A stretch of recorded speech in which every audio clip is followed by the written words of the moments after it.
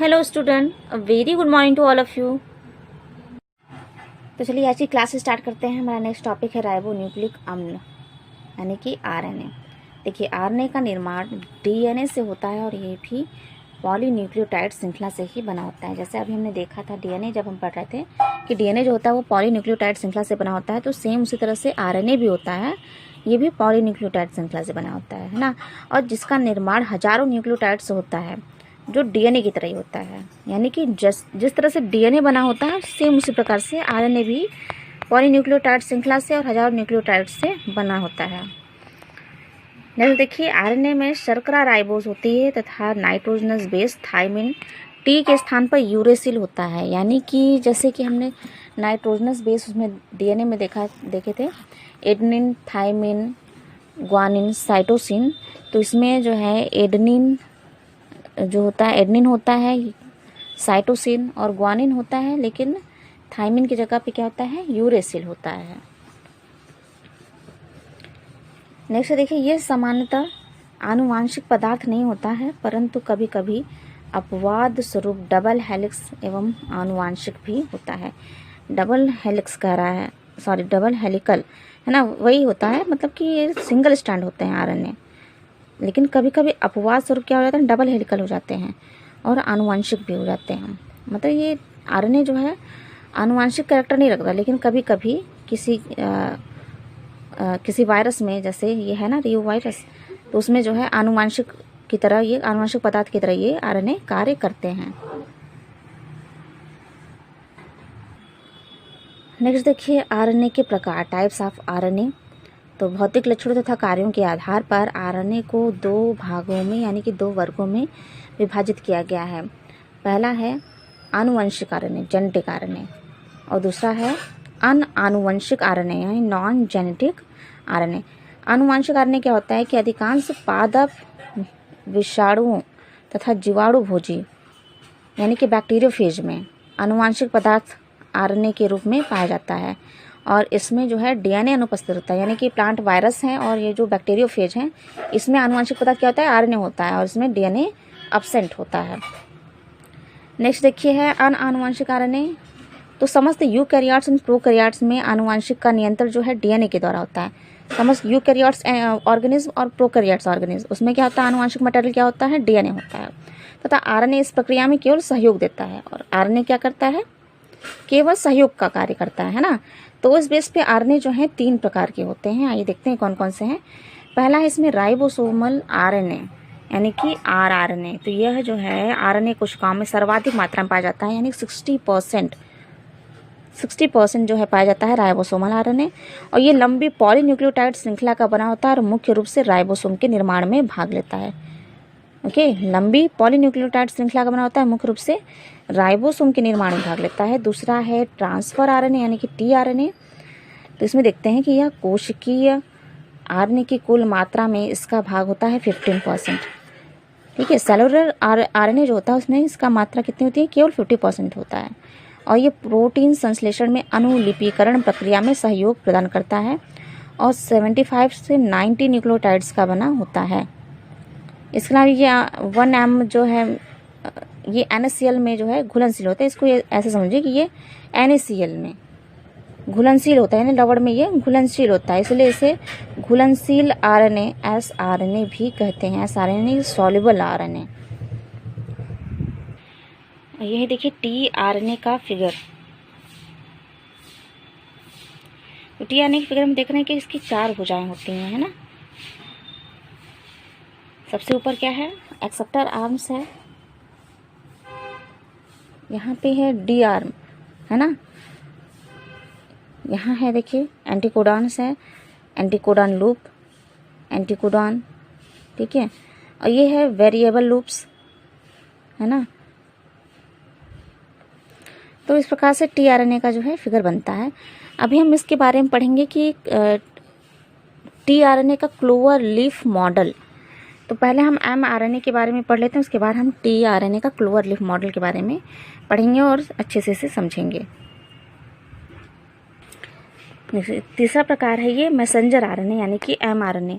तो mRNA क्या होता है, सिंगल स्टैंडर्ड होता है और कोशिका के कुल आरएनए का केवल 3 to 5% भाग ही बनाता है। मैसेंजर आरएनए क्या होता है, कोशिका के कुल आरएनए का केवल 3 to 5% भाग ही एमआरएनए होता है और इसका निर्माण केंद्रक डीएनए के संरचनात्मक जीन के अनुलेखन द्वारा डीएनए के एक वलय के पूरक प्रतिलिपि के रूप में होता है और यह डीएनए में कोडेड सूचनाओं को निहित रखता है। एमआरएनए का क्या कार्य है, डीएनए में कोडेड सूचनाओं को निहित रखता है और इन्हें कोशिका द्रव में ले जाकर अंत में राइबोसोम से संलग्न हो जाता है और प्रोटीन संश्लेषण हेतु एक सांचा बनाता है। नेक्स्ट हम देखते हैं टीआरएनए अणु का क्लोवर लीफ मॉडल। ठीक है, ये जो सामने जो आपको दिख रहा है फिगर, ये है टीआरएनए का। ठीक है, टीआरएनए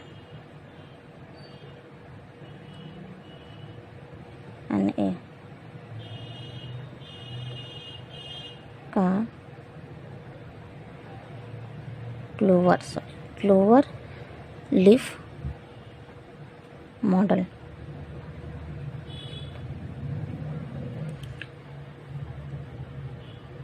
देखिए, मैंने यहाँ पे रफली फिगर के द्वारा ये समझाने की कोशिश की है। बहुत ही ध्यान से सुनिएगा और समझने का प्रयास करेंगे, है ना, कि टीआरएनए जो है, इसका जो पार्ट है, इसके जो आर्म्स हैं, इसकी क्या विशेषताएं हैं।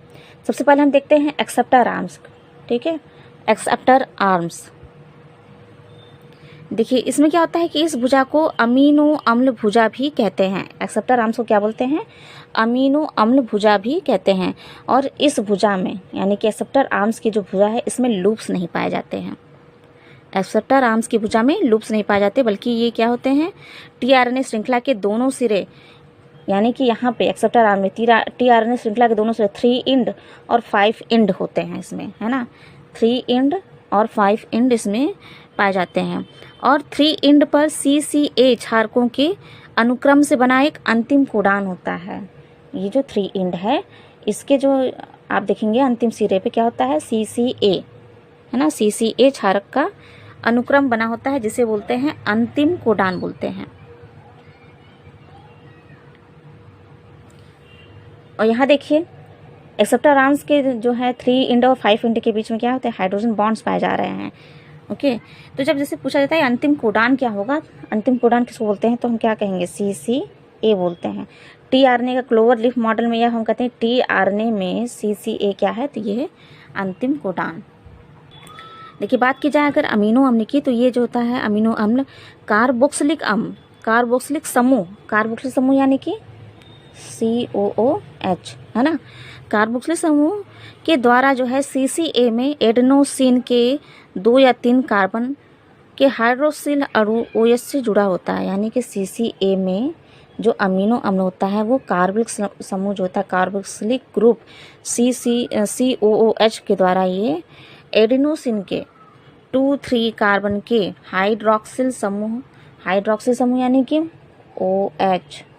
OH के द्वारा ये जुड़ा होता है। ठीक है, ये तो बातें हो गई एक्सेप्टर आर्म्स की। अब है नेक्स्ट है एंटीकोडान लूप, जो है एंटीकोडान आर्म्स।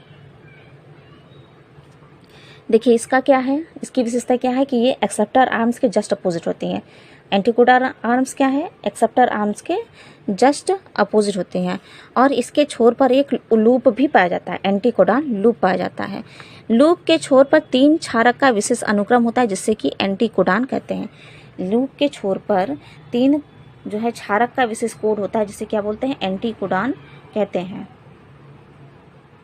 देखिए कह रहा है कि एंटीकोडान के लूप पर 3 क्षारकों का विशेष अनुक्रम होता है, जैसे कि 3 क्षारक जैसे हो गए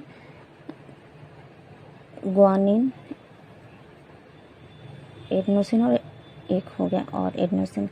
ठीक है, तो G से क्या ऐड होता है, C, है ना,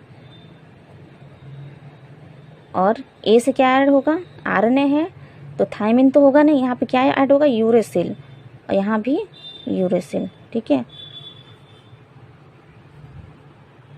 देखिए कहा जा रहा है कि mRNA के उसी कोडान का ये संपूरक होता है। ये जो एंटीकोडान पे जो विशेष रूप से क्षार जो है उसके बारे में बात की जा रही है कि यह mRNA के उसी कोडान का संपूरक होता है जिसमें ए भुजा से जुड़ने वाले अमीनो अम्ल की सांकेतिक सूचना होती है। ठीक है, तो लूप के एंटीकोडान वाले सिरे को mRNA रिकॉग्नाइजेशन इंड भी कहते हैं। क्या बोलते हैं एंटीकोडान वाले लूप को? mRNA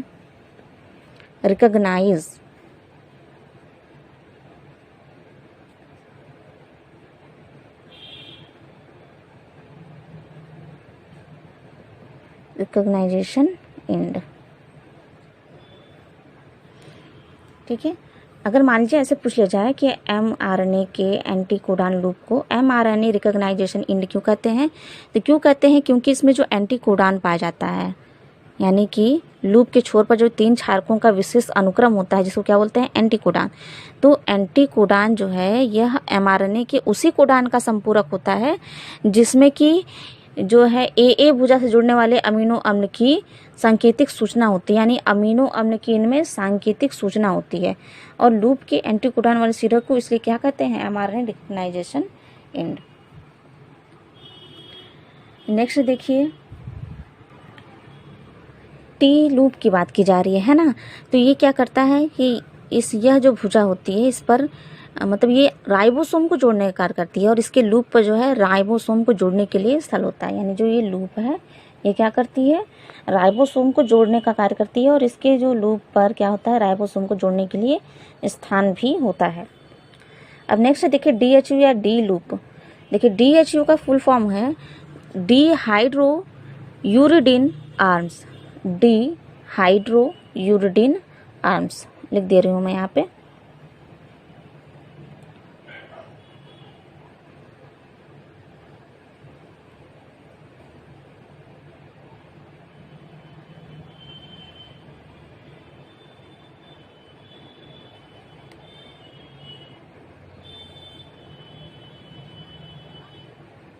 ठीक है, DHU का फुल फॉर्म क्या है? Dehydro uridine arms. देखिए इसमें क्या होता है कि इस भुजा में एंजाइम्स के जोड़ने के लिए एंजाइम साइट पाए जाते हैं, यानी कि एंजाइम्स स्थल पाए जाते हैं। ठीक है, एंजाइम्स को जोड़ने के लिए एंजाइम साइट पाए जाते हैं, और इस एंजाइम द्वारा विशिष्ट जो है विशिष्ट सक्रियता वाले अमीनो अम्ल वो tRNA से जुड़ जाते हैं। तो इस प्रकार से tRNA में 4 जो है इनकी भुजाएं पाई जाती हैं। ठीक है, 1 2 3 4। ठीक, और किसी किसी tRNA में क्या होती है? 5वीं भुजा भी पाई जाती है। तो ये जो 5वीं भुजा इनकी पाई जाती है, इसी के आधार पर ही tRNA जो है tRNA में विभिन्न प्रकार की विभिन्नताएं भी पाई जाती हैं। तो इस प्रकार से tRNA का जो है क्लोवर लीफ मॉडल जो है आपका कंप्लीट होता है ना।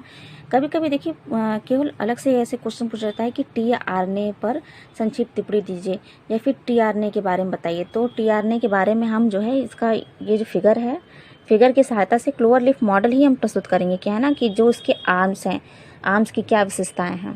ठीक, तो सभी आर्म्स किसकी विशेषताओं के बारे में बताएंगे, और साथ ही tRNA जो है ये कोशिकाओं में कितनी मात्रा में पाया जाता है, इसके प्रमुख कार्य क्या होते हैं, इतनी सारी चीज़ें हम इसमें बताएंगे।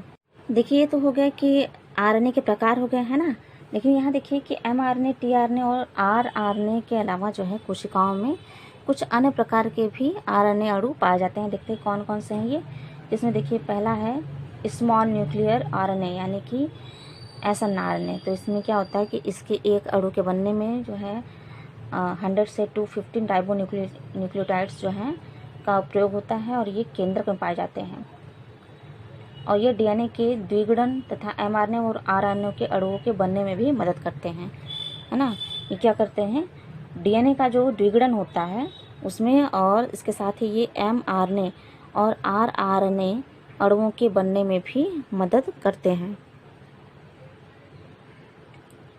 नेक्स्ट देखिए छोटे कोशिका द्रव्य RNA, स्मॉल साइटोप्लाज्मिक RNA। तो इसमें क्या होता है कि ये इनके अणु जो हैं कोशिका द्रव्य में पाए जाते हैं, साइटोप्लाज्म पाए जाते हैं, जो राइबोसोम को ER से जुड़ने में मदद करते हैं। ठीक है, नेक्स्ट है देखिए उत्प्रेरक RNA, यानी कि कैटालिटिक और एंजाइमेटिक RNA। अच्छा, जैसे अभी मैंने बोला जो स्मॉल साइटोप्लाज्मिक आरएनए में मैंने कहा कि जो राइबोसोम को ER से जोड़ने में मदद करते हैं। ER समझ रहे हो ना? ER मतलब होता है इंडोप्लाज्मिक रेटिकुलम, है ना? ये जो है राइबोसोम को इंडोप्लाज्मिक रेटिकुलम से जोड़ने में मदद करते हैं। कौन करते हैं? ये छोटे कोशिका द्रव्य आरएनए जो होते हैं। चलिए अब नेक्स्ट है उत्प्रेरक आरएनए। ये क्या होता है कि ये यूकैरियोटिक कोशिकाओं में 28S आरएनए अणु तथा प्रोकैरियोटिक कोशिकाओं में 23S आरएनए अणु पॉलीपेप्टाइड श्रृंखलाओं के संश्लेषण में अमीनो अम्लों के बीच में पेप्टाइड बंधों के बनने में उत्प्रेरक का कार्य करते हैं। ठीक है, यानी कि ये जो उत्प्रेरक आरएनए इनका कार्य ही क्या है? उत्प्रेरक का ही कार्य करना है। पॉलीपेप्टाइड बंधों के बनने में उत्प्रेरक का कार्य करते हैं ये।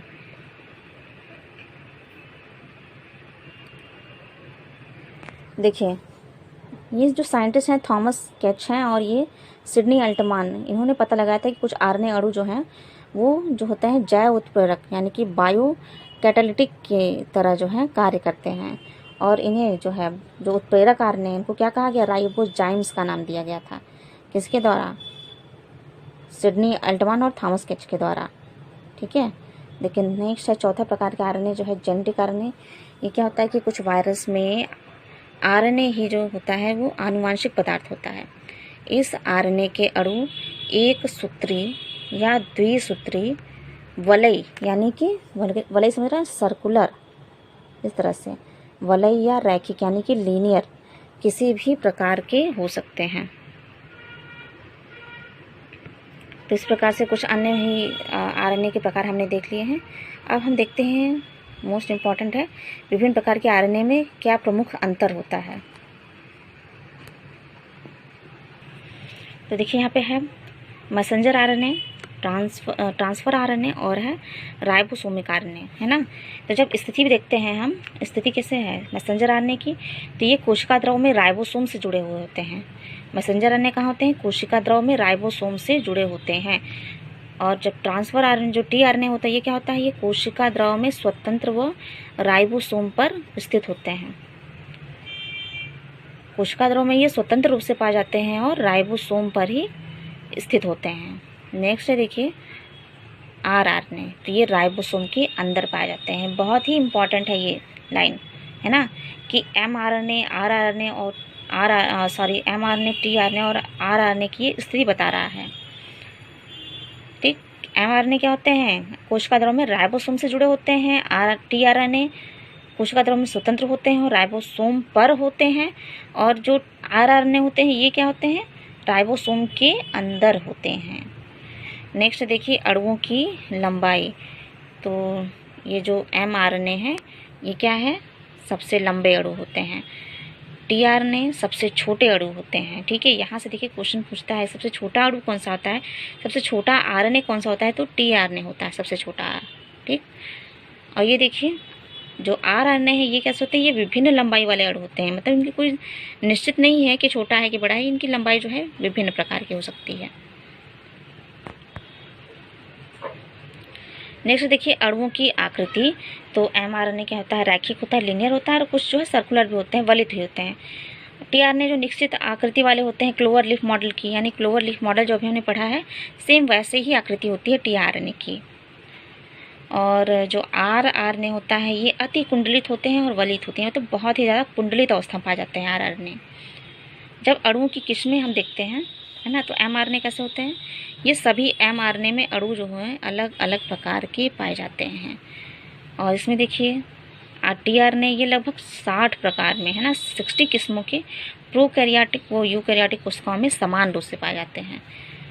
और ये है आरआरएनए, तो ये 6 प्रकार के होते हैं। प्रोकैरियोटिक व यूकैरियोटिक कोशिकाओं में ये अलग अलग प्रकार के पाए जाते हैं।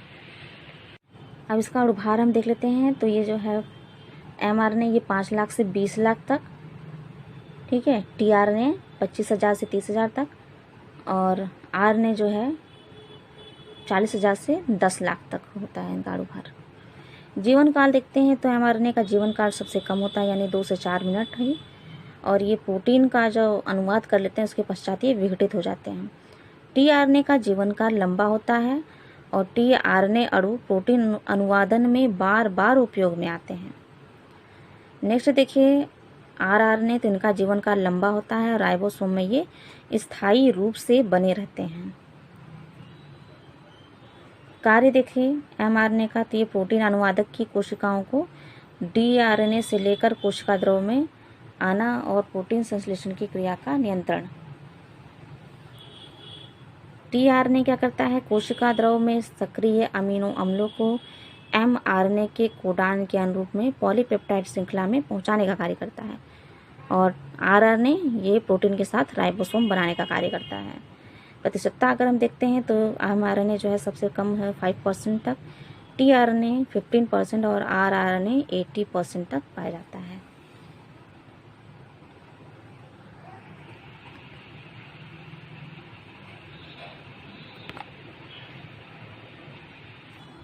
नेक्स्ट देखिए आनुवंशिक कोड यानी जेनेटिक कोड, तो यह नाइट्रोजन क्षारकों का ऐसा अनुक्रम होता है जिसमें प्रोटीन अणु के संश्लेषण की सूचना होती है। 3 न्यूक्लियोटाइड्स का वह अनुक्रम जो किसी विशिष्ट अमीनो अम्ल का निर्माण करता है कोडान कहलाता है। तो आनुवंशिक संकेत प्रणाली में जो है 64 कोडान्स होते हैं। देखिए एक कोडान जो है एक अमीनो अम्ल का कूट लेखन करता है, जैसे कि मिथियोनिन के लिए AUG है ना। एक कोडान एक अमीनो अम्ल का कूट लेखन करता है, जैसे मिथियोनिन के लिए क्या लिखा गया है AUG।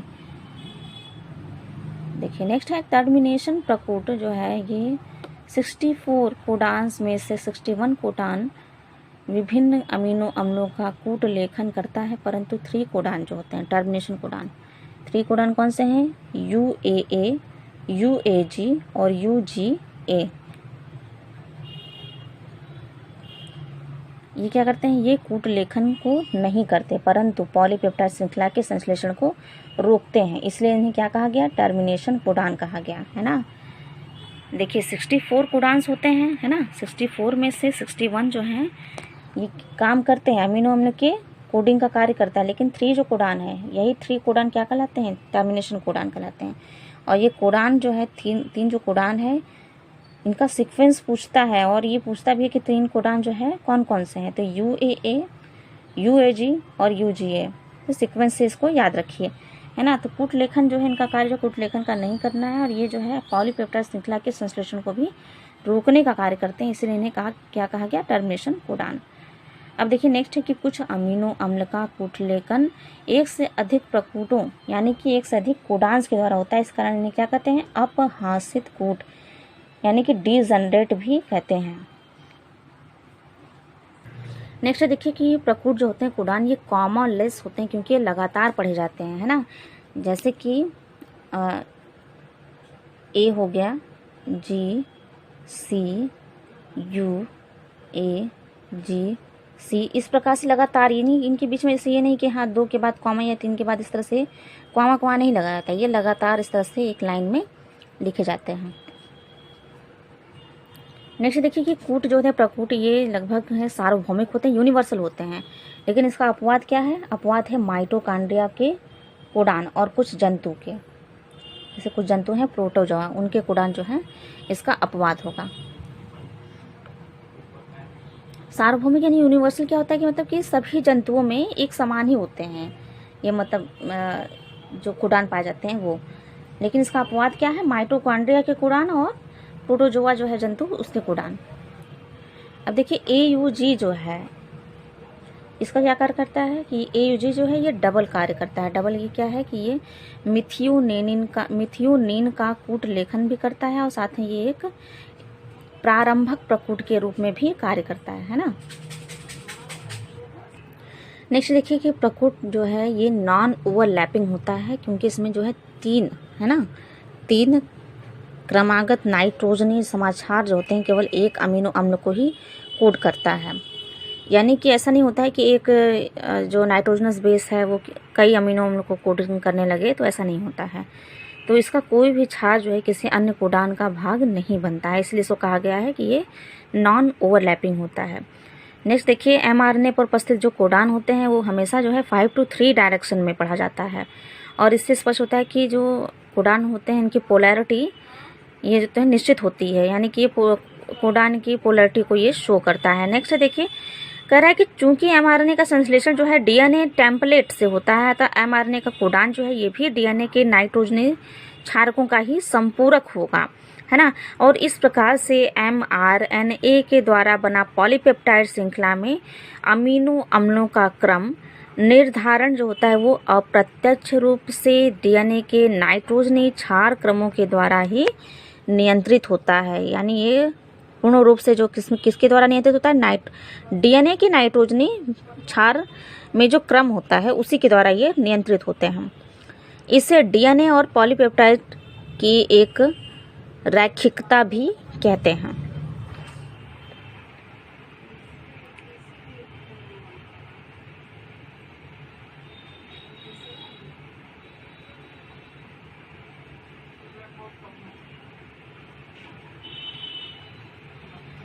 चलिए अब नेक्स्ट हेडिंग है ट्रांसक्रिप्शन, है ना। ट्रांसक्रिप्शन मोस्ट इम्पॉर्टेंट है। देखिए ये चैप्टर ही जो है आपका जेनेटिक्स, ये बहुत ही इम्पॉर्टेंट चैप्टर है, इसलिए जो है इसके एक एक टॉपिक जो है इसको मैं कह रही हूँ कि मोस्ट इम्पॉर्टेंट है, ओके।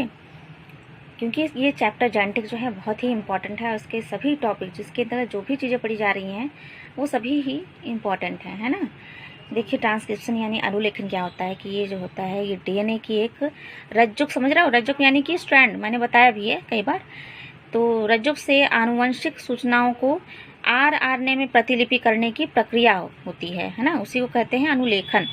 इसमें क्या होता है कि एडेनोसिन थाइमिन की जगह पर यूरेसिल के साथ क्षार युग्म बनाता है, और किसी जीव के कुल DNA जो है वो द्विगुणित हो जाते हैं, और अनुलेखन के दौरान केवल अपने सिंगल स्ट्रैंड का ही RNA के रूप में अनुलेखन करता है ना। कि DNA जो है द्विगुणित होकर क्या करते हैं, जब इनका ट्रांसक्रिप्शन होने लगता है तो DNA द्विगुणित हो जाते हैं और केवल एक सिंगल स्ट्रैंड का ही अनुलेखन करते हैं RNA के रूप में, है ना। अभी हमने पढ़ा ना कि DNA से ही RNA बनता है, तो सिंगल स्ट्रैंड का ही जो अनुलेखन करेगा तो RNA के रूप में। इससे क्या होता है कि इससे DNA की लड़ी व जगहों का पता चलता है जो कि अनुलेखन में भाग लेते हैं। यानी कि इससे जब एक ही सिंगल स्ट्रैंड का जब मतलब DNA का जो सिंगल स्ट्रैंड है वही जब भाग लेगा, इससे क्या होता है कि उन जगहों का पता चलेगा, उस स्थान का पता चलेगा जो कि अनुलेखन में भाग ले सकते हैं, है ना। देखिए इसके डबल स्ट्रैंड का जो है कभी भी अनुलेखन नहीं होता है, क्योंकि जब डबल स्ट्रैंड का अनुलेखन होने लगेगा तो क्या होगा, इसमें बहुत सारी विसंगतियां आ जाएंगी, जटिलता आ जाएंगी, है ना। इसलिए डबल स्ट्रैंड का जो है अनुलेखन नहीं किया जाता। नेक्स्ट हेडिंग है देखिए अनुलेखन इकाई यानी कि ट्रांसक्रिप्शन यूनिट। तो DNA का वह खंड जो RNA के अनुलेखन में भाग लेता है वो क्या कहलाता है, ट्रांसक्रिप्शन यूनिट कहलाते हैं उसको, या फिर अनुलेखन इकाई होते हैं। तो अनुलेखन इकाई जो है इसके 3 मुख्य भाग होते हैं, ठीक है, यानी कि प्रमोटर, स्ट्रक्चर जीन और टर्मिनेशन रीजन, ठीक है। तो अनुलेखन इकाई के संरचनात्मक जीन DNA के स्ट्रैंड का ही भाग होता है। अनुलेखन इकाई के संरचनात्मक जीन जो होता है यानी कि स्ट्रक्चर जीन की बात की जा रही है, ये क्या होता है, DNA का एस स्ट्रैंड का ही भाग होता है। चूंकि स्ट्रैंड जो है विपरीत ध्रुव की ओर होते हैं, इसलिए DNA निर्भर पॉलीमरेज बहुलकन जो है वो केवल एक ही दिशा की ओर होते हैं, यानी 5 to 3 एंड की ओर ही ये उत्प्रेरित होते हैं, तथा वो टेम्पलेट के रूप में कार्य करते हैं, इसलिए ये टेम्पलेट स्ट्रैंड कहलाता है, ठीक है। दूसरी जो स्ट्रैंड होती है जिसमें कि 5 to 3 एंड वाली जो इनकी दिशा होती है वो क्या कहलाती है, वो कोडिंग चेन कहलाती है।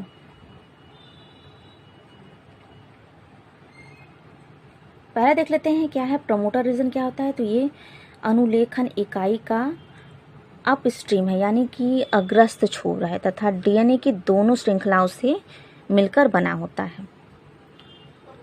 संरचनात्मक जीन के जो सांचे होते हैं वो उस धागे के 3 एंड पर तथा जो कोडिंग स्ट्रैंड के जो 5 एंड पर प्रमोटर जीन होते हैं, ठीक है। 3 एंड पर तथा कोडिंग स्ट्रैंड के 5 एंड पर जो है प्रमोटर रीजन उपस्थित होते हैं। नेक्स्ट देखिए कि ई कोलाई की बात कर रहा है, यानी इस रेशिया कोलाई है ना। तो इस रेशिया कोलाई का जब प्रमोटर रीजन का जब हम अध्ययन करते हैं तो उससे क्या पता चलता है कि स्टार्ट पॉइंट के जो अपस्ट्रीम भाग में एक 6 बेस पेयर का क्षेत्र होता है, जिसे क्या बोलते हैं 80 क्षारकों की अधिकता होती है। 6 बेस पेयर का जो क्षेत्र होता है वहाँ पे क्या होता है 80 बेस पेयर की जो है अधिकता होती है। इस क्षेत्र को क्या बोलते हैं टाटा बॉक्स बोलते हैं, ठीक है, क्योंकि इसमें AT इस तरह से हो गया ना, AT इस तरह से हो गया तो ये टाटा बॉक्स होता है। तो इसकी खोज प्रिबनो ने की थी। प्रिबनो एक साइंटिस्ट थे, तो प्रिबनो ने की थी, इसलिए इसे क्या कहा गया प्रिबनो बॉक्स भी कहते हैं।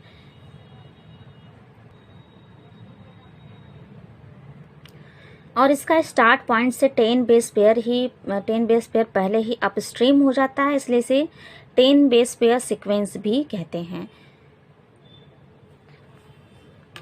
ये 2 बार ये लाइन जो है हो गई।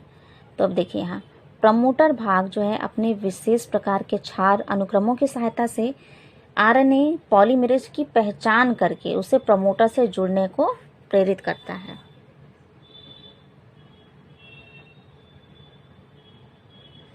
नेक्स्ट देखिए दूसरा है समापक भाग यानी टर्मिनेशन रीजन। तो ये क्या होता है, ये स्टार पॉइंट के जो स्टार्ट पॉइंट होता है उसके जो है डाउन स्ट्रीम यानी कि दूर के छोर पर होता है, मतलब दूर होता है ना। और यह सांचा जो होता है ये डीएनए धागे के 5 एंड पर स्थित होता है।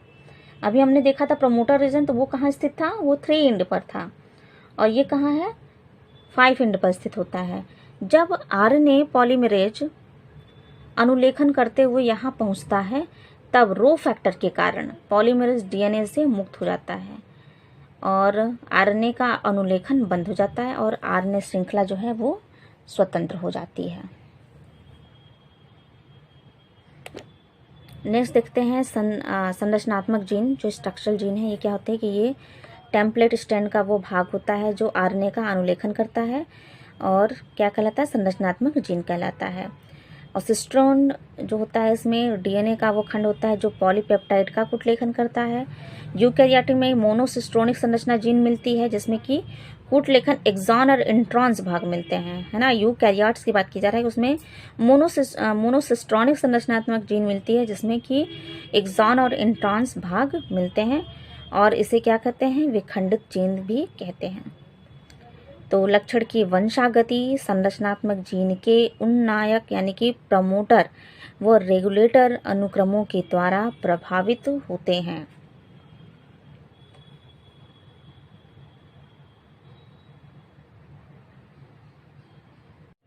नेक्स्ट टॉपिक है स्थानांतरण यानी कि ट्रांसलेशन। तो स्थानांतरण या रूपांतरण वह प्रक्रिया होती है जिनमें अमीनो अम्ल के बहुलकन से पॉलीपेप्टाइड का निर्माण होता है। अमीनो अम्ल पेप्टाइड बंध द्वारा जुड़े रहते हैं जिसके निर्माण में ऊर्जा की आवश्यकता होती है, जिससे कि फर्स्ट फेज में अमीनो अम्ल स्वयं एटीपी की उपस्थिति में एटीपी की प्रेजेंस में सक्रिय हो जाता है और सजातीय स्थानांतरण टीआरएनए, ठीक है, ऐसा है कि यहाँ पे स्थानांतरण आरएनए कहिए या फिर इसको क्या कर सकते हैं हम टीआरएनए भी कर सकते हैं, ठीक है, का आवेशीकरण या फिर स्थानांतरण आरएनए यानी कि वही टीआरएनए एमिनो एसिलेशन कहते हैं। प्रोटीन संश्लेषण के लिए क्या होता है कि सभी जो आवश्यक राइबोसोम संरचनात्मक आरएनए और लगभग 80 विभिन्न प्रोटीनों से मिलकर बना होता है। जो प्रोटीन संश्लेषण के लिए आवश्यक राइबोसोम होता है वो क्या होता है संरचनात्मक आरएनए और लगभग 80 टाइप के, है ना, 80 विभिन्न प्रकार के प्रोटीनों से मिलकर बना होता है। यह अपनी निष्क्रिय अवस्था में 2 सब यूनिट, ठीक है, जब ये इनएक्टिव फेज में रहता है तो क्या करता है कि 2 सब यूनिट जिसमें से एक बड़ी यूनिट होती है और एक छोटी सब यूनिट होती है। तो निष्क्रिय अवस्था में ये एक बड़ी सब यूनिट और एक छोटी सब यूनिट से मिलकर बना होता है। जब छोटा सब यूनिट मैसेंजर आरएनए यानी कि एमआरएनए की बात कर रहा है ना, एमआरएनए से मिलता है तब एमआरएनए की प्रोटीन में स्थानांतरण की प्रक्रिया शुरू हो जाती है। जब कह रहा है कि जब छोटा वाला जो यूनिट है ना, तो जो छोटा वाला यूनिट है जब मिला किससे एमआरएनए से तो क्या होता है इसमें एमआरएनए की प्रोटीन में स्थानांतरण की यानी कि ट्रांसलेशन की प्रक्रिया जो है शुरू हो जाती है। बड़े सब यूनिट में 2 स्थल होते हैं। जो बड़ा वाला सब यूनिट होता है उसमें क्या होते हैं, 2 स्थल पाए जाते हैं, जिससे बाद में अमीनो अम्ल एक दूसरे से काफ़ी पास आ जाते हैं,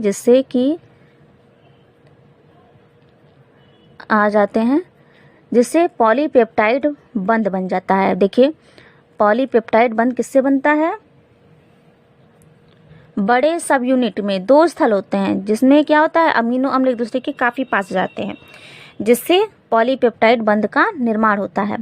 और राइबोसोम क्या करता है, राइबोसोम पेप्टाइड बंध के निर्माण में उत्प्रेरक का कार्य करता है। यानी जो पेप्टाइड बंध बन रहा है उसको एक्साइटेड करने का कार्य कौन करता है, राइबोसोम, ठीक है, उत्प्रेरित करता है। नेक्स्ट देखिए, एमआरएनए में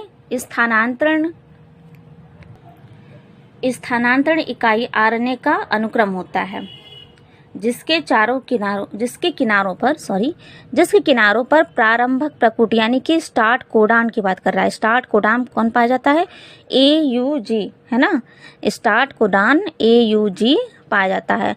और अंत में स्टॉप कोडान, प्रारंभ में क्या पाया जाता है, स्टार्ट कोडान, अंत में स्टॉप कोडान पाया जाता है, जो पॉलीपेप्टाइड का कूट लेखन का कार्य करते हैं। ठीक है। एमआरएनए में क्या होता है, एमआरएनए में कुछ अतिरिक्त अनुक्रम होते हैं जो कि स्थानांतरित नहीं होते और उन्हें अनट्रांसलेटेड रीजन्स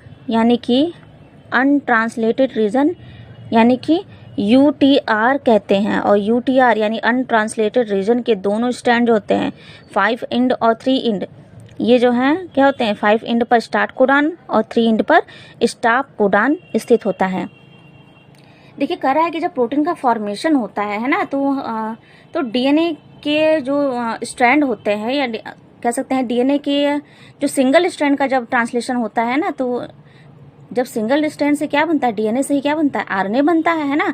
तो आरएनए में ये सारी प्रक्रिया हो रही है ना, प्रोटीन संश्लेषण की, या फिर कहने कोई जो मैसेज होता है, कोई खास करैक्टर होता है जब एक पीढ़ी से दूसरी पीढ़ी में जाता है तो इसी प्रकार से हो जाता है ना। तो यहाँ पे बात की जा रही है आरएनए की। आरएनए में कैसे होता है, तो आरएनए में देखिए अभी हमने पहले पढ़ा था, ट्रांसक्रिप्शन की प्रक्रिया पढ़े थे हमने, है ना।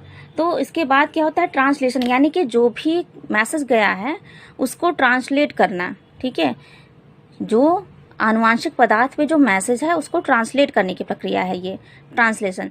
तो इसमें कितनी जो है कौन कौन सी प्रक्रियाएं इसमें पार्ट करती हैं, कौन कौन सा क्या क्या प्रोसेस होता है, उसके बारे में हमने अभी पढ़ा है। उसके बाद देखिए अब क्या होता है, देखिए प्रारंभन हेतु राइबोसोम दूत आरएनए क्या होता है, दूत यानी वही मैसेंजर आरएनए की बात की जा रहा है ना, एमआरएनए के प्रारंभक प्रकूट यानी AUG। देखिए ये सब याद होना चाहिए कि प्रारंभक प्रकूट कौन सा है ना।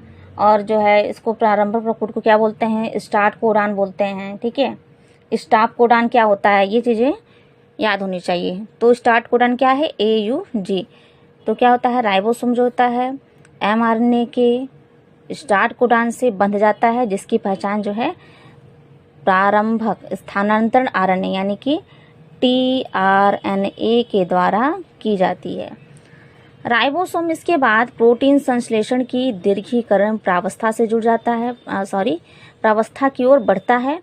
इस अवस्था में अमीनो अम्ल tRNA से जुड़कर एक जटिल रचना का निर्माण कर देते हैं, जो आगे चलकर tRNA के प्रति एंटीकोडान mRNA के पूरक क्षार युग्म बनाकर जुड़ जाते हैं।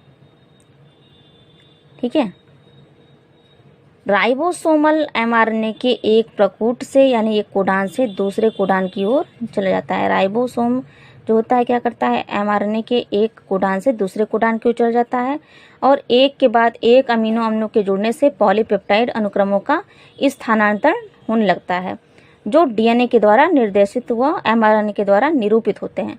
अंत में टर्मिनेशन फैक्टर के स्टॉप कोडान के जुड़ने से स्थानांतरण प्रक्रिया का समापन हो जाता है और राइबोसोम के राइबोसोम से पूर्ण पॉलीपेप्टाइड अलग हो जाते हैं। देखिए जैसे अभी हम लोगों ने पिछला टॉपिक ही पढ़ा है जेनेटिक कोड वाला जो है ना, जेनेटिक कोड यानी कि उत्परिवर्तन जो होता है, म्यूटेशन की प्रक्रिया जो होती है, उसमें क्या होता है, कुछ कोड होते हैं ना, आनुवांशिक मटेरियल में कुछ कोड होते हैं। तो उस कोड को जो है उनके अनुसार ही रूपांतरित कर देना है ना। ट्रांसलेशन क्या होता है, ट्रांसलेट कर देना, अनुवाद कर देना है, ठीक है। जैसे कि जो भी जेनेटिक कोड आ रहे हैं उस कोड को, जैसे जो भी सीक्वेंस है उसमें ATGC या फिर टी तो होता नहीं इसमें, है ना। तो इस प्रकार से जैसे A है, U है, G है, C है, या फिर कोई सीक्वेंस आया GCA है ना, CGA, इस तरह से जो भी मतलब मैसेज आ रहे हैं उसको क्या करना, ट्रांसलेट कर देना, ठीक है। और उसके अनुसार फिर प्रोटीन का संश्लेषण करना, है ना। यानी जो भी सूचनाएं प्राप्त हुई उसे ट्रांसलेट करके उसी के अनुसार जो है प्रोटीन का संश्लेषण करने की प्रक्रिया क्या कहलाती है, ट्रांसलेशन कहलाती है ना। और ट्रांसलेशन की प्रक्रिया में जैसे हमने देखा ना कि कहाँ से स्टार्ट होती है, कहाँ से एंड होती है, ये भी एक निश्चित होता है। यानी कि 5 एंड से है, जो 5 एंड है जो RNA स्टैंड का, वो क्या कहलाता है, स्टार्ट कोडान कहलाता है। और 3 एंड क्या होता है, स्टॉप कोडान। यानी कि 5 से 3 की ओर ही ये बढ़ते हैं। ये नहीं होगा कि 5 की जगह फिर 3 से स्टार्ट हो गए या कभी 5 से, ऐसा नहीं होता है, हमेशा 5 से 3 की ओर। तो इसलिए कहा गया है कि 5 एंड जो क्या होता है, स्टार्ट कोडान होता है ना। चलिए नेक्स्ट है आणविक जीव विज्ञान का सेंट्रल डोग्मा। देखिए क्या है कि सूचना का प्रवाह यानी कि जो भी मैसेज मिलते हैं वो क्या होती है, एक दिशात्मक होती हैं, एक दिशा में ही बढ़ती हैं। DNA से जो सूचना प्राप्त होती है वो ट्रांसक्रिप्शन के द्वारा RNA को जाती है और फिर RNA से ट्रांसलेशन के द्वारा पॉलीपेप्टाइड को जाती है। इसे ही क्या कहते हैं, आणविक जीव विज्ञान का सेंट्रल डोग्मा कहते हैं, है ना। DNA से कोई भी सूचनाएं गई, कैसे, कहाँ गई, mRNA को, है ना। तो DNA से जो सूचनाएं mRNA को जाती हैं तो क्या कहलाता है, इस प्रक्रिया को क्या कहते हैं, ट्रांसक्रिप्शन बोलते हैं, ठीक है। और RNA से फिर कहाँ जाती है, पॉलीपेप्टाइड को। तो पॉलीपेप्टाइड से जो सूचना गई वो क्या हुआ, ट्रांसलेट हो गई, यानी उसका अनुवाद कर दिया गया, है ना। और अनुवाद करके उसको कहाँ भेज दिया गया, पॉलीपेप्टाइड को। तो जो ये प्रक्रिया है DNA से RNA और RNA से पॉलीपेप्टाइड को, उसी को क्या बोलते हैं, जीव विज्ञान का सेंट्रल डोग्मा बोलते हैं। कुछ वायरस होते हैं जैसे कि रेट्रोवायरस, तो इसमें आनुवांशिक पदार्थ RNA पाया जाता है। अतः विषाणुओं में यानी कि वायरसेस में क्या होता है, रिवर्स ट्रांसक्रिप्टेज एंजाइम्स पाया जाता है। वायरसेस में क्या पाया जाता है, रिवर्स ट्रांसक्रिप्टेड एंजाइम, तथा तो इस एंजाइम्स के द्वारा क्या होता है, RNA से DNA का संश्लेषण होता है तथा mRNA ट्रांसलेशन के द्वारा, mRNA क्या कर रहा है, ट्रांसलेशन के द्वारा पॉलीपेप्टाइड का संश्लेषण कर देता है ना। mRNA क्या कर रहा है, ट्रांसलेशन के द्वारा पॉलीपेप्टाइड का संश्लेषण करता है। और इस प्रकार से रेट्रोवायरस में जो सूचना का प्रवाह होता है वो विपरीत दिशा में, अर्थात विपरीत दिशा में हो जाता है। यानी कि RNA से DNA, फिर mRNA से कहाँ जा रहा है, पॉलीपेप्टाइड में, हाँ। और इसे ही क्या बोलते हैं, रिवर्स डोग्मा कहते हैं। यानी कि देखिए अभी हमने देखा था सेंट्रल डोग्मा क्या हो रहा था, DNA से mRNA, mRNA से पॉलीपेप्टाइड, है ना। लेकिन यहाँ देखिए, यहाँ क्या हो रहा है, mRNA से mRNA जो है वो क्या कर रहा है, ट्रांसलेशन द्वारा पॉलीपेप्टाइड का संश्लेषण करता है। इस प्रकार से रेट्रोवायरस में सूचना का प्रवाह जो क्या हो रहा है, विपरीत दिशा में, यानी कि एक सर्कल बन जा रहा है, ठीक। तो विपरीत दिशा में होता है। फिर देखिए RNA से कहाँ जा रहा है, रिवर्स ट्रांसक्रिप्टेज के द्वारा, ये रिवर्स ट्रांसक्रिप्टेज एंजाइम्स पाया जाता है ना। तो रिवर्स ट्रांसक्रिप्टेज के द्वारा DNA में ट्रांसक्रिप्शन होता है, जिससे फिर वो सूचनाएं जाती है mRNA में ट्रांसलेशन होता है। जो सूचनाएं हमें प्राप्त हुई DNA से, तो उन सूचनाओं का क्या होता है, ट्रांसलेशन होता है, अनुवाद होता है, ठीक, कि उसमें कौन सी बातें जो है निहित हैं। तो फिर mRNA से ट्रांसलेशन की प्रक्रिया हुई और पॉलीपेप्टाइड बना। फिर पॉलीपेप्टाइड में क्या होता है, रिवर्स फ्लो इन इंफॉर्मेशन, फिर से इंफॉर्मेशन जो है RNA को ही पहुंच गया। तो इसे क्या कहा गया, रिवर्स डोग्मा। अब नेक्स्ट देखिए प्रोटीन संश्लेषण हेतु यंत्रावली। तो देखिए इसमें पहला जो है अमीनो अम्ल है ना। तो प्रोटीन संश्लेषण के लिए 20 टाइप्स के अमीनो अम्ल की आवश्यकता होती है ना। कितनी आवश्यकता होती है? 20 टाइप अमीनो अम्ल की आवश्यकता होती है, जो कि प्रोटीन की संरचनात्मक इकाई, मतलब जो कि प्रोटीन की संरचनात्मक इकाई ही होते हैं। अमीनो अम्ल क्या है? प्रोटीन की संरचनात्मक इकाई होते हैं ये। और क्या होता है? अमीनो अम्ल जो होते हैं वो प्रोटीन संश्लेषण के लिए कच्चे रॉ मटेरियल्स का निर्माण करते निर्माण करते हैं ये। ठीक है, नेक्स्ट है देखिए डीएनए। डीएनए क्या होता है? विशिष्ट नियंत्रण के हेतु इनका कार्य होता है। तो प्रोटीन संश्लेषण हेतु जो है विशिष्ट नियंत्रण की आवश्यकता होती है, जिसमें अमीनो अम्ल सही क्रम से सही प्रकार से जुड़कर वांछनीय प्रोटीन बना सकें, है ना। इनका जो है विशिष्ट नियंत्रण हेतु डीएनए का कार्य होता है, जिससे क्या हो कि जब प्रोटीन का संश्लेषण हो तो अमीनो अम्ल का क्रम जो है, अमीनो अम्ल का क्रम विशिष्ट हो, है ना, यानी कि सही हो, सही प्रकार से हो, सही क्रम में हो। ठीक है, जिससे जो प्रोटीन का निर्माण हो, जो प्रोटीन बने वो भी क्या है? वांछनीय बने, मतलब अवांछनीय ना बने, यानी कि जिसका हम उपयोग कर सकें, ऐसा प्रोटीन बने।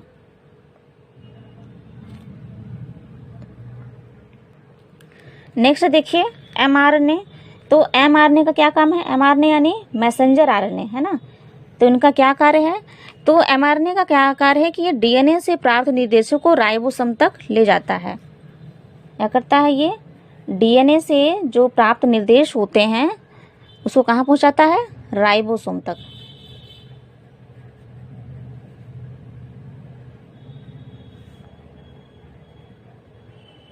ठीक है, तो क्योंकि ये प्राप्त निर्देशों को राइबोसोम तक पहुंचाता है, इसीलिए इसे क्या बोलते हैं?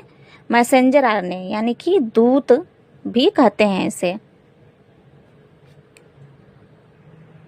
देखिए क्या होता है कि डीएनए में जो मैसेज होते हैं वो कोडान के रूप में होते हैं, है ना। डीएनए में क्या होता है? मैसेज, जो भी निर्देश होते हैं वो किस रूप में होते हैं? कोडान के रूप में होते हैं, है ना। तो कोडान के रूप में ये जो सूचनाएं हैं वो पॉलीपेप्टाइड श्रृंखला के संश्लेषण के लिए आवश्यक होता है। जैसे अभी हमने सेंट्रल डोग्मा में देखा ना कि क्या होता है, डीएनए से एमआरएनए और एमआरएनए से पॉलीपेप्टाइड में जा रहा था, है ना। तो क्योंकि डीएनए में जो मैसेज होते हैं वो कोडान यानी कि कूट के रूप में होते हैं, और ये वो मैसेज होते हैं, वो कोडान होते हैं जो पॉलीपेप्टाइड की श्रृंखला के लिए, पॉलीपेप्टाइड श्रृंखला के संश्लेषण के लिए आवश्यक होते हैं, है ना। पॉलीपेप्टाइड श्रृंखला, है ना, पॉलीपेप्टाइड चेन कह सकते हैं, चेन के सिंथेसिस के लिए यानी कि संश्लेषण के लिए आवश्यक होते हैं। ठीक, अब नेक्स्ट देखिए टीआरएनए। तो टीआरएनए के बारे में अभी हमने पढ़ा ना कि टीआरएनए क्या होते हैं। ये सभी प्रकार के आरएनए यानी कि एमआरएनए और क्या होता है, एक एसआरएनए होता है ना। तो इन सभी प्रकार के यानी तीनों प्रकार का जो आरएनए होता है उनमें ये सबसे छोटे प्रकार के होते हैं। और ये इनका कार्य क्या है टीआरएनए का? तो ये विशेष प्रकार के अमीनो अम्ल को राइबोसोम तक ले जाते हैं। टीआरएनए क्या करते हैं? अमीनो अम्ल को राइबोसोम तक ले जाने का कार्य करते हैं। तो जैसे अभी हमने देखा ना कि 20 टाइप के जो अमीनो अम्ल पार्ट लेते हैं ना, पार्ट करते हैं किसमें? प्रोटीन सिंथेसिस में। तो 20 टाइप के अमीनो अम्ल अगर भाग लेंगे प्रोटीन सिंथेसिस में तो आरएनए की कितनी आवश्यकता होगी? टीआरएनए भी कितने होंगे? 20 अमीनो एसिड के लिए 20 टीआरएनए की भी आवश्यकता होगी, है ना। देखिए टीआरएनए पे क्या होता है कि टीआरएनए पर अमीनो अम्ल जो होता है वो अमीनो एसिड बॉन्डिंग साइट पर ऐड होते हैं। कहाँ ऐड होते हैं? अमीनो एसिड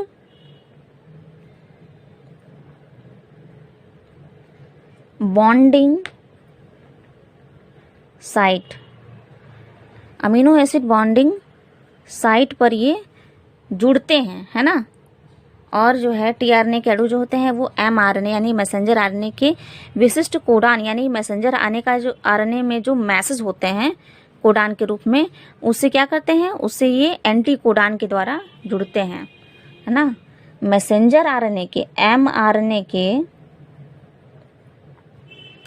एमआरएनए के स्पेशल कोडान से, है ना, एमआरएनए के कोडान से कह सकते हैं कि जो कोडान के रूप में, अभी हमने पढ़ा ना कि एमआरएनए में क्या होता है, सूचनाएं किसमें रहती हैं, कोडान के रूप में होती हैं। तो कोडान से ये क्या करते हैं, एंटी कोडान के द्वारा जुड़ जाते हैं, कोडान से एंटी कोडान द्वारा जुड़ते हैं।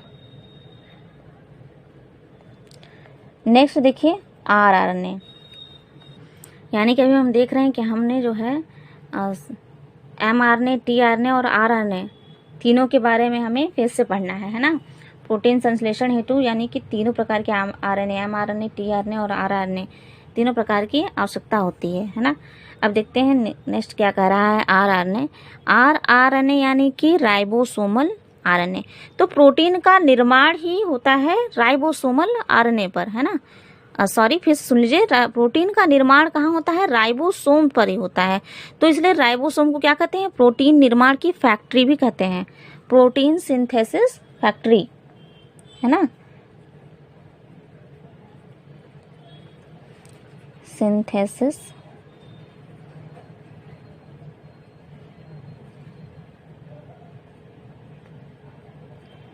प्रोटीन सिंथेसिस फैक्ट्री कौन सा होता है, राइबोसोम।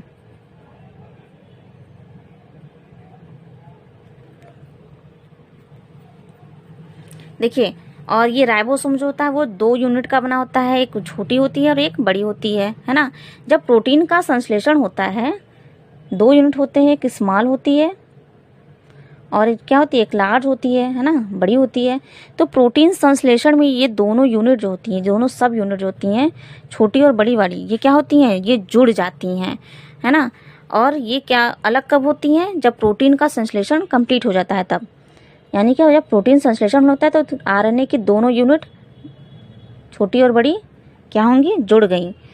और अलग कब होंगी, जब आरएनए संश्लेषण हो जाएगा, कंप्लीट हो जाएगा। देखिए नेक्स्ट हेडिंग है प्रोटीन संश्लेषण की प्रक्रिया, यानी process of protein synthesis. Protein synthesis जो है किस स्टेप में कंप्लीट होता है, इसे देख लेते हैं। पहला है समारंभन यानी कि इनिशिएशन। तो प्रोटीन संश्लेषण में प्रोटीन्स की सहायता से होने वाली एक जटिल प्रक्रिया होती है। प्रोटीन संश्लेषण क्या होता है, प्रोटीन की सहायता से होने वाली एक जटिल प्रक्रिया होती है।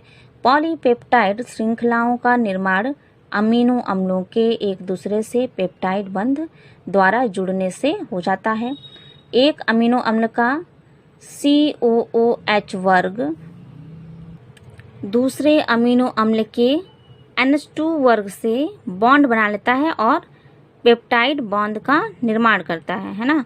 कुछ विशेष प्रकार के फैक्टर भी होते हैं जिन्हें क्या कहते हैं, इनिशिएशन फैक्टर बोलते हैं। इसकी उपस्थिति में mRNA राइबोसोम की छोटी यूनिट, है ना, राइबोसोम की छोटी यूनिट के साथ जुड़ जाता है और छोटी यूनिट जो होती है वो mRNA के साथ इस प्रकार से जुड़ती है कि पहला कोडान, जिसे कि इनिशिएटर कोडान भी कहते हैं, राइबोसोम की बड़ी यूनिट पर एक स्थान P के समीप आ जाता है। फिर कहा जा रहा है कि प्रोटीन सिंथेसिस की शुरुआत जो होती है वो मिथियोनिन से ही होती है तथा मिथियोनाइल जो होता है वो tRNA जिस पर मिथियोनिन लगा होता है P बिंदु के निकट mRNA पर आरंभ प्रकूट से संलग्न हो जाता है। आइए इसका फिगर देख लेते हैं, फिर ये हमें और अच्छे समझ में आएगा। देखिए सामने फिगर में प्रोटीन संश्लेषण का की प्रक्रिया दर्शाई गई है ना। तो देखिए अभी हमने पढ़ा है कि प्रोटीन संश्लेषण की शुरुआत कहाँ होती है, प्रोटीन संश्लेषण की शुरुआत कहाँ से हो रही है, मिथियोनिन से होती है ना। तथा मिथियोनाइल जिस पर कि मिथियोनिन लगा होता है वो क्या होता है, P बिंदु के निकट mRNA पर, यहाँ ये क्या है, नीचे mRNA है ना, ये क्या है mRNA। तो P बिंदु के निकट जो है mRNA पर प्रकूटन, जो यहाँ पे प्रकूट लगा होता है, कोडान लगे होते हैं, वहाँ से ये सिंथेसिस जो है ये स्टार्ट कर देता है ना। यहाँ जो कोडान लगे हुए हैं इसी प्रक्रिया, यहाँ से ही ये संलग्न हो जाता है। ठीक है, तो यहाँ जो कोडान पहले से ही है, ऊपर जो दूसरे कोडान आए उसको क्या बोला गया है, एंटी कोडान कहा गया है। अभी हमने पढ़ा ना कि ये जो कोडान पहले से होते हैं उस पर जब ये टीआरएनए के द्वारा जो कोडान जाते हैं उसको क्या बोलते हैं, एंटी कोडान, है ना। और एंटी कोडान के द्वारा ही ये कोडान से जुड़ जाते हैं, है ना। और ये जो है मिथियोनिन से जो जुड़ा हुआ ये टीआरएनए है। ठीक, और ये जो है नीचे कोडान है। और ये प्रक्रिया कहाँ हो रही है, राइबोसोम पे हो रही है।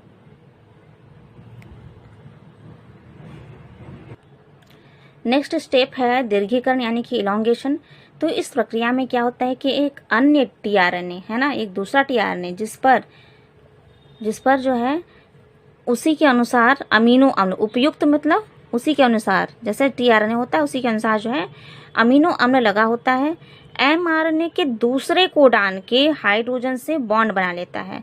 एमआरएनए का जो दूसरा कोडान है उसमें जो हाइड्रोजन है उससे वो बॉन्ड बना लेता है, लेकिन तभी जब इस पर कोडान की सप्लीमेंट्री कोडान हो, यानी कि जब इस कोड पर क्या होता है, इसका पूरक कोडान उपस्थित होता है। तभी जब पूरक सप्लीमेंट्री कोडान इस पर नहीं होगा तो ये जो है हाइड्रोजन बॉन्ड नहीं बना लेगा, हाइड्रोजन से ये बॉन्ड नहीं बना पाएगा। देखिए दूसरा जो अमीनो एसाइल होता है वो टीआरएनए राइबोसोम के पी बिंदु के निकट ए बिंदु पर प्रवेश करता है, यानी पी बिंदु के ही पास से ही पी बिंदु, अभी हमने देखा ना पी पॉइंट कहाँ था, जहाँ पे एंटीकोडान जो है अटैच हो रहा था एमआरएनए से, है ना। तो वो कह रहा है कि पी बिंदु के पास जो है ए बिंदु से प्रवेश करता है, प्रथम अमीनो अम्ल के बीच पेप्टाइड बॉन्ड बन जाता है और ये अभिक्रिया क्या कहलाती है, पेप्टाइल ट्रांसफरेज नामक विकर के द्वारा उत्प्रेरित होता है। अच्छा, ये कह रहा है कि ये जो प्रक्रिया है, ये अभिक्रिया है, इसमें कौन सा एंजाइम उत्प्रेरक का काम करता है, पेप्टाइल ट्रांसफरेज एंजाइम। ठीक है, ये प्रक्रिया पेप्टिडाइल है, ये पेप्टिडाइल ट्रांसफरेज एंजाइम्स के द्वारा ये उत्प्रेरित होती है।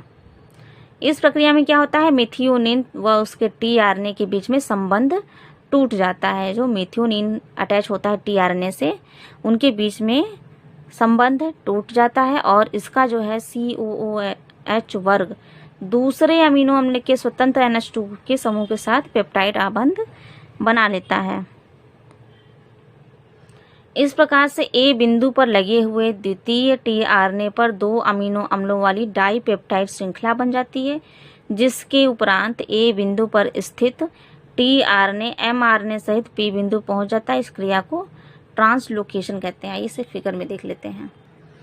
देखिए, अभी हमने देखा ना इलॉन्गेशन में, दीर्घीकरण में क्या है कि इस प्रक्रिया के अंतर्गत क्या होता है, एक और टीआरएनए आता है ना, जिस पर उपयुक्त यानी इसी के उपयुक्त जो है अमीनो अम्ल लगा होता है। ये क्या करता है, एमआरएनए के दूसरे कोडान से हाइड्रोजन आबंध बना लेता है, लेकिन इस पर आबंध तभी बनता है जब इसका जो है कोडान जो है इसके अनुकूल होता है।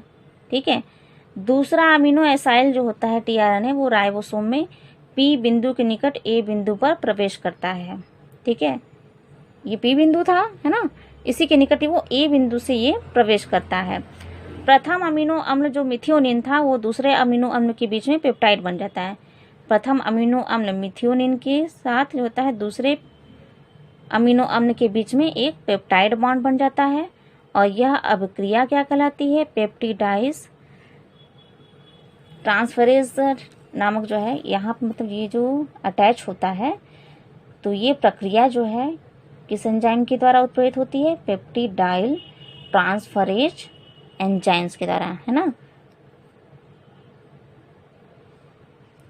फिर क्या होता है कि इस प्रक्रिया में मिथियोनिन व उसके टीआरएनए के बीच में मिथियोनिन जो होता है ना, यहाँ पे अटैच होता है ना, तो मिथियोनिन जिस टीआरएनए पर अटैच होता है उसके बीच में संबंध टूट जाता है और इसका COOH वर्ग और दूसरे अमीनो अम्ल का स्वतंत्र NH2 समूह के साथ जो है इनका पेप्टाइड बॉन्ड बन जाता है। इस प्रकार से जो भी ए बिंदु पर लगे हुए द्वितीय टीआरएनए पर दो अमीनो अम्लों वाली डाइपेप्टाइड श्रृंखला बन जाती है और इसके उपरांत ए बिंदु पर जितने भी टीआरएनए और एमआरएनए होते हैं वो सभी कहाँ पहुँच जाते हैं, पी बिंदु पर पहुँच जाते हैं। ठीक है, ये जो दूसरा फिगर है इसमें देखिए चीज़ें और अच्छे समझ में आ रही हैं। देखिए यही ये जो दूसरा वाला था ये आया है ना, ए पॉइंट पर आया और इसके साथ ये हाइड्रोजन बॉन्ड बना लेता है ना। और ये जो पहले से जो टीआरएन था है ना, इस मिथियोनिन जो अटैच था वो क्या हुआ, मिथियोनिन से इसका अटैचमेंट जो है हट गया है ना।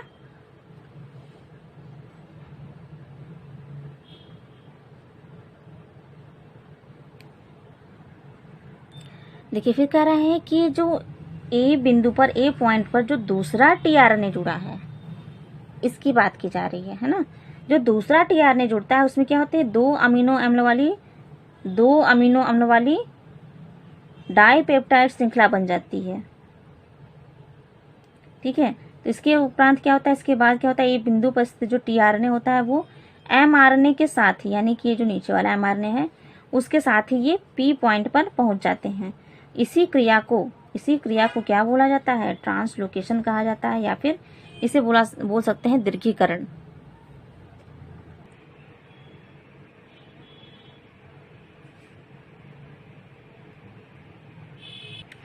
नेक्स्ट और लास्ट स्टेप है समापन यानी कि टर्मिनेशन। तो देखिए एमआरएनए के निरर्थक प्रकूटों यानी कि नॉनसेंस कोडान के ए बिंदु पर आने से उनमें कोई अमीनो अम्ल नहीं जुड़ता। इस दशा में प्रोटीन संश्लेषण रुक जाता है। ठीक है, जब कोई सेंसेबल कोडान जब अटैच होता है तो अमीनो अम्ल का जो है क्या होता है, अमीनो अम्ल से वो जुड़ते हैं और प्रोटीन संश्लेषण होता है। लेकिन प्रोटीन संश्लेषण रुकता कब है, जब कोई निरर्थक कोडान आ जाता है ना। निरर्थक कोडान जब इससे अटैच हो गया, जुड़ गया, तो प्रोटीन संश्लेषण की प्रक्रिया भी रुक जाती है। देखिए इस फिगर में अभी हमने जब इलांगेशन पढ़ा तो हमने यहाँ देखा था कि एक नया जो है टीआरएनए आ रहा था। हाँ, टीआरएनए जब नया आ रहा था तो क्या हो रहा था, इसकी चेन जो है लंबी हो जा रही थी, ये इलांगेट हो रहा था। लेकिन इसमें क्या होता है, समापन में क्या होता है कि जब कोई निरर्थक कोडान आ जाए, ठीक है, नॉनसेंस कोडान इससे अटैच हो गया, तो नॉनसेंस कोडान अटैच हो गया, निरर्थक हो गया, तो यानी कि एमआरएनए से क्या होगा, प्रोटीन का संश्लेषण नहीं हो पाएगा। ठीक, यहाँ देखिए यहाँ स्पेस जो है खाली दिख रहा है ना, तो क्या हो गया, ये प्रक्रिया जो है प्रोटीन संश्लेषण की यहीं पर ये टूट गई, रुक गई। तो इस प्रकार से प्रोटीन संश्लेषण का समापन हो जाता है। ये जो है पहले से बने हुए प्रक्रिया है ना, पहले से बने हुए जो है टीआरएनए से जो बन रहे थे कोडान से एक नया प्रोटीन बन रहा था। ठीक, प्रोटीन का ये चैन इस तरह से बना जा रहा था, लेकिन कोई निरर्थक कोडान आके अटैच हो गया यहाँ पे देखिए, तो क्या हो रही है, ये प्रक्रिया जो है रुक गई, टूट गई। देखिए यहाँ पे ये टीआरएनए जो है ये यहाँ से टूट गया, और ये कोडान जो है पहले से कोडान कह रही हूँ मैं, एमआरएनए पर जो कोडान थे वो भी यहाँ से टूट गए। तो प्रोटीन संश्लेषण के जो सारे स्टेप हैं और जो ये फिगर मैं आप लोग को दिखा रही हूँ ये बहुत ही इम्पॉर्टेंट है। ठीक है, तो प्रोटीन संश्लेषण की प्रक्रिया जो है जब अगर पूछी जाएगी तो उसके साथ फिगर भी बनाना है ना, जितने स्टेप में होता है वो, और साथ में फिगर भी